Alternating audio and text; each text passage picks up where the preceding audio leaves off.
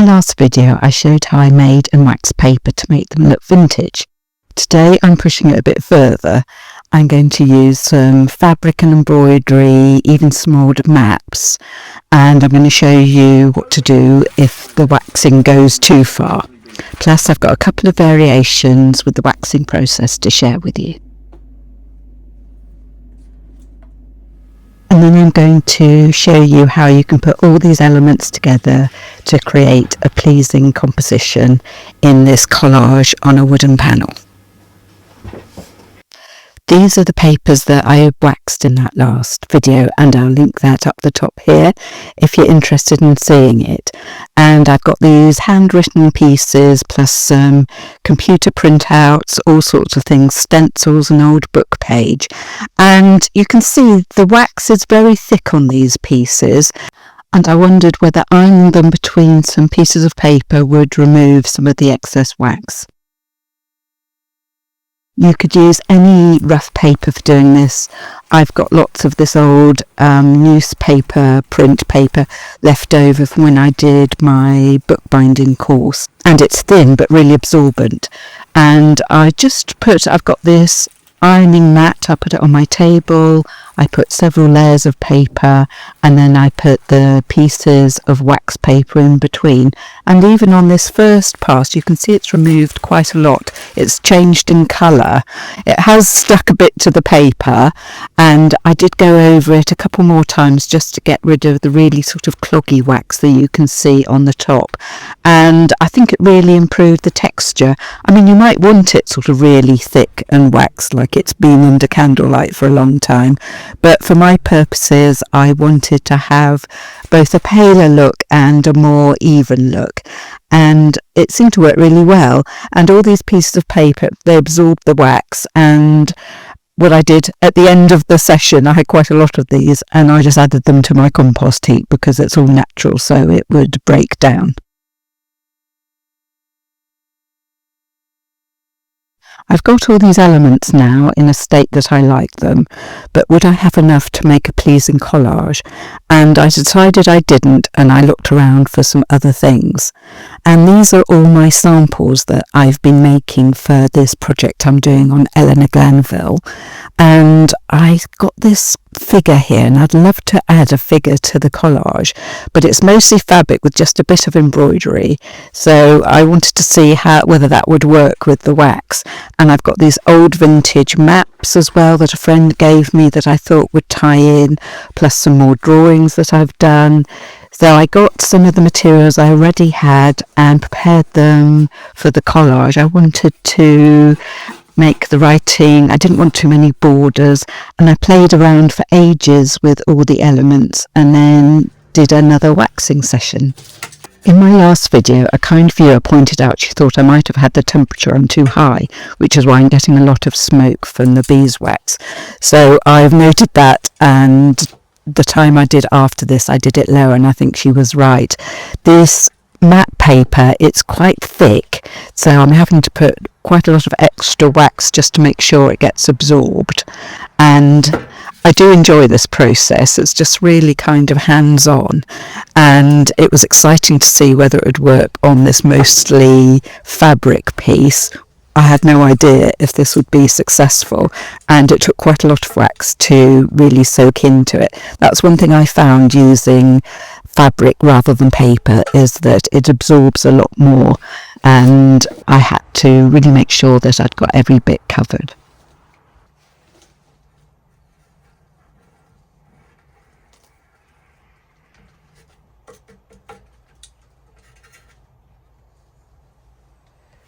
So back from the garden and in the studio, I looked to see how these had come out.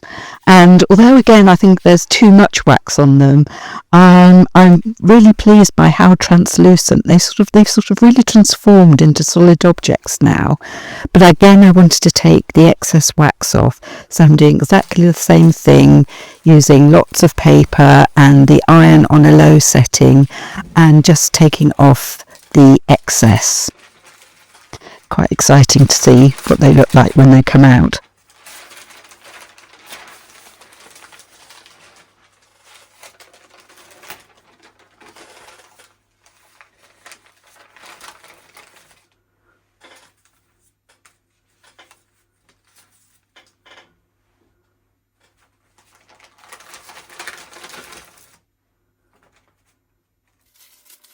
Now I've got lots more elements to play around with the composition, and this is a part of a process that I really enjoy, but you can take ages over it. There's a sort of poncy word, auditioning, where you're auditioning all your different elements to see how they play together. But I was sort of fairly confident about the first layer I wanted to do. And the beauty of working with wax is that as soon as you warm it up again, the wax starts melting and you can stick it to other things. So I'm using a wooden panel here, which I use a lot in my work. And by adding heat, it's melting the wax again and sticking them to the board. I had quite enough wax on the board, so I'm using this other form of wax. This comes as a sort of polish, and you can buy it in tins. I'll put a link below, and it's a bit different because whereas the beeswax block is hard, this polish has got a little bit more slippiness to it, so it does take longer to dry. But if you don't want to go down the route of, using a hot plate and a pan and all that sort of thing, this is a nice way of doing it. And I did find it took a few more layers, but you just have to use it. As you can see, I'm using it with a brush to brush it on, and then using the iron again to heat it so that it absorbs into the paper properly. And as I say, you might need to use several layers of it, but it's a nice thing you can do indoors. You don't need to worry about fumes or anything, and it's a good alternative. So as you could see, I left it to dry with some books on it till it was all sort of set, and that's worked really well. So now to put another layer on.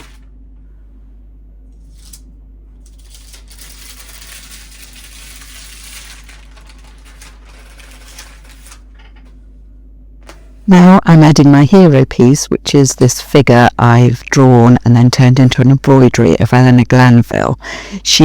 In the 17th century, she would go around trying to catch butterflies, and it was actually commented on that she looked a bit like a gypsy in her unkempt clothes because she didn't want to wear the formal dress of the day because they would be too restrictive. So that's why I've depicted her in this way.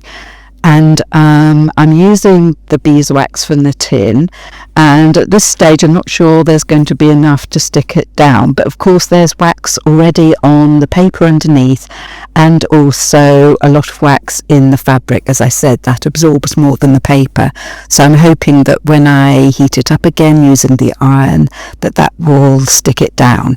And this is one of the butterflies that I've also added wax to already. So I'm just going to get my greaseproof paper and put that on top and use the iron on a cool setting just to melt the wax so that they all meld together.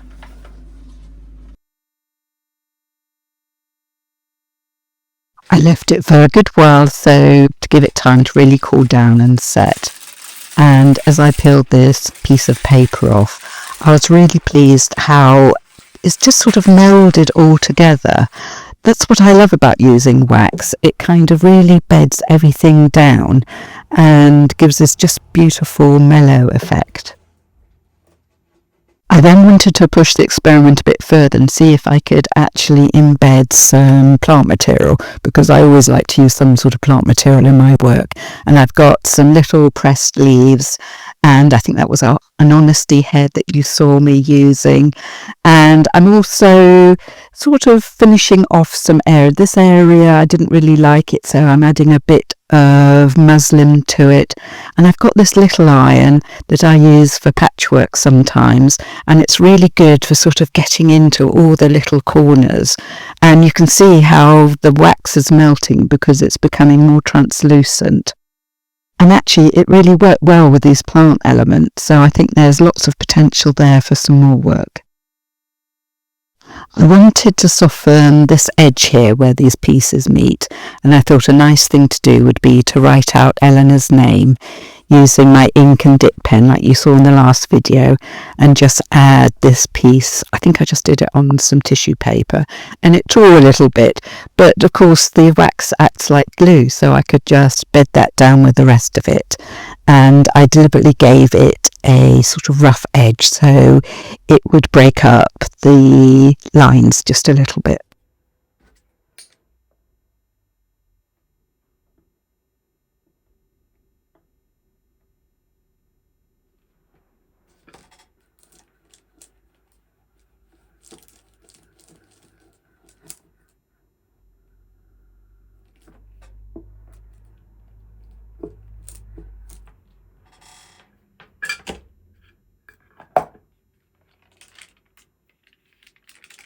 So here is pretty much finished. There are one or two things I do at the end.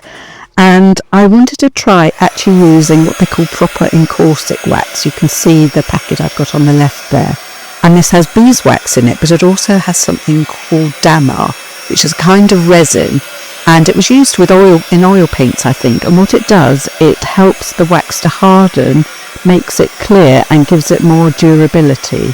And it comes in pellet form, and it's much more pleasant to use, I'd say, than the hard beeswax. So I'm doing this indoors, and I'm keeping the temperature low because of the tip that somebody gave me. And what I wanted to do was just to give an overall finish to the look by stroking the wax onto the whole piece.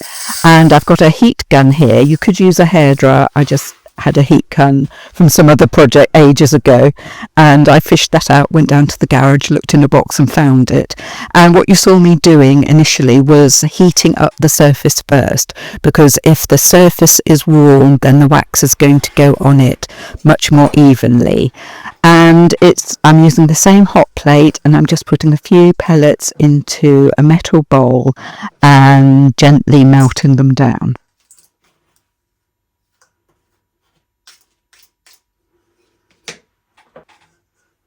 You can see here that the wax is almost completely melted, so it's ready to start brushing on.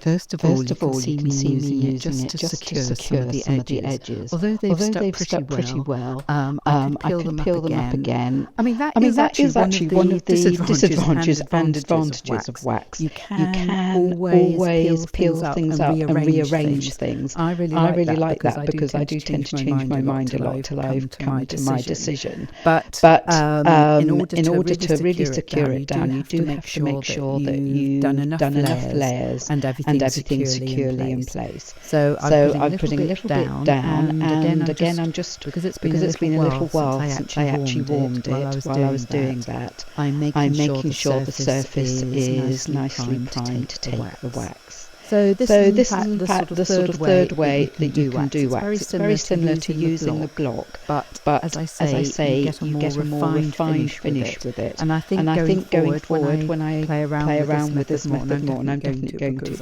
I really enjoy it, I'm going to use these pellets, especially as I bought them now. They were quite expensive. The advantage of using the block of beeswax was it was something that I had in my art stash anyway. And I always think when you are doing experiment, it's a good idea not to spend too much money on equipment because you don't know if it's something you're going to use more than once. So I'm always aware of that when I'm starting a new technique. But you can see how pleasant this is to use. And I'm just trying to put as many...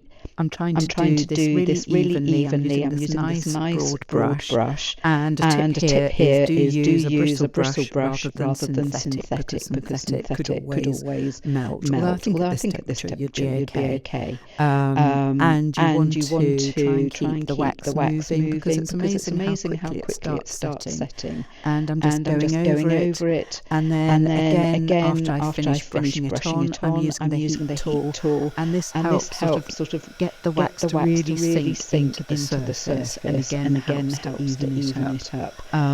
You can even sort of see the colour change as you're doing this. It's a really satisfying thing to do. I'm adding a second coat after the first one just to give it that extra finish, and I don't know if there's a limit to how many layers you could put on. Maybe I'll try that in another video. But I thought a couple would be fine.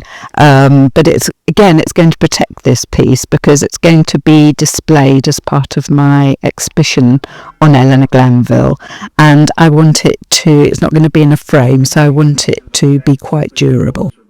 Something else you can do with these pieces is to use any sort of wax medium. I'm using some oil pastels, and you can do this at any stage. But I just wanted to sort of add some subtle touches. I wanted to take the brown a little bit from this plantain that was an embroidery, and so I'm using a bit of green on here, and I just wanted to add a little bit more variation of tone. And what you can You doesn't go in with the, and you could use sort of wax pencils, anything that's got a waxy consistency. And again, you just put a little bit on, use your heat tool, and then that will blend with all the other wax, and you can get some really subtle and interesting textures and colours like this.